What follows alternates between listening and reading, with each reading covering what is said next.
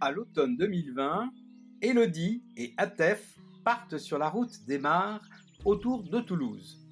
À la découverte de milieux différents, nous verrons au fil de leurs explorations qu'il est difficile de faire un portrait de mare standard. Rendez-vous à Ramonville, au parc des 50, où se trouve une belle mare en apparence, alors qu'elle n'en est peut-être pas une. Ici, nous sommes à la mare de Ramonville, la mare qui se trouve au parc des 50. Elle est magnifique. Elle a un profil de mare extraordinaire avec une partie qui est boisée avec des saules, une partie qui est en roselière et une partie qui est dégagée. Plusieurs menaces pèsent sur la mare. Tout d'abord, la perte de ses usages et l'étalement urbain qui font régresser le nombre de mares et posent un problème vital pour les espèces qui, comme les amphibiens, en ont besoin pour se reproduire. Autre menace importante, l'eutrophisation des mares, c'est-à-dire un enrichissement trop important de substances minérales et organiques favorisant une croissance surabondante de la végétation. S'y ajoute une menace parfois insoupçonnée. Là, je voulais vous parler de cette écrevisse américaine en fait, et elles font partie de ce qu'on appelle les espèces exotiques envahissantes.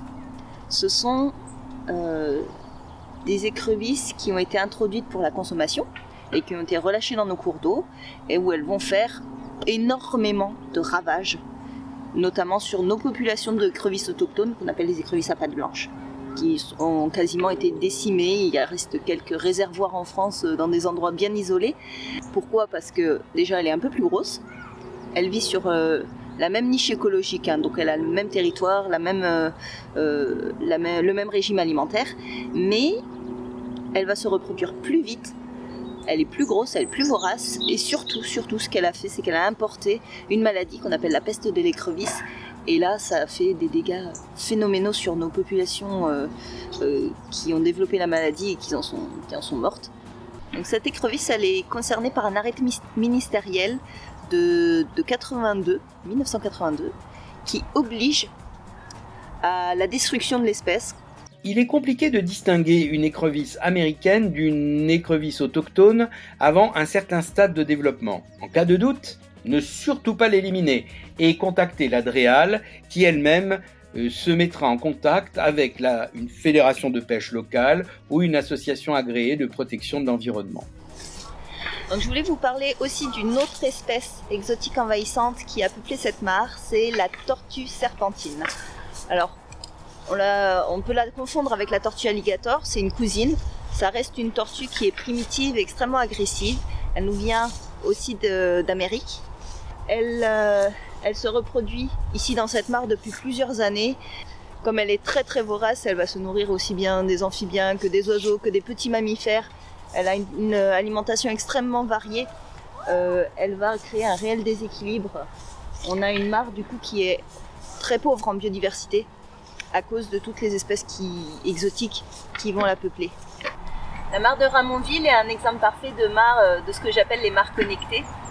Et là, elle est directement reliée par un petit chenal à un cours d'eau qui va passer derrière.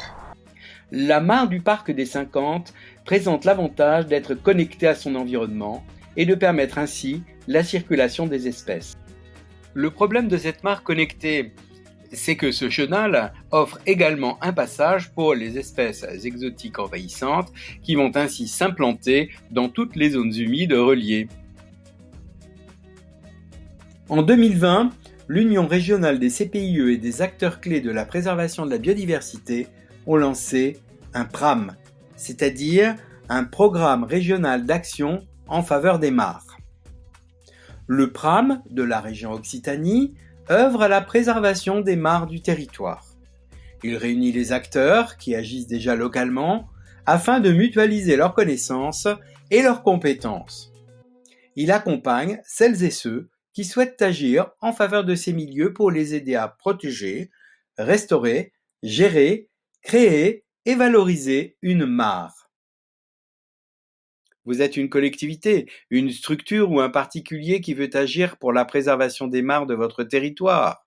Nous mettons en place des actions de sensibilisation et de préservation dans le cadre du PRAM. Contactez-nous.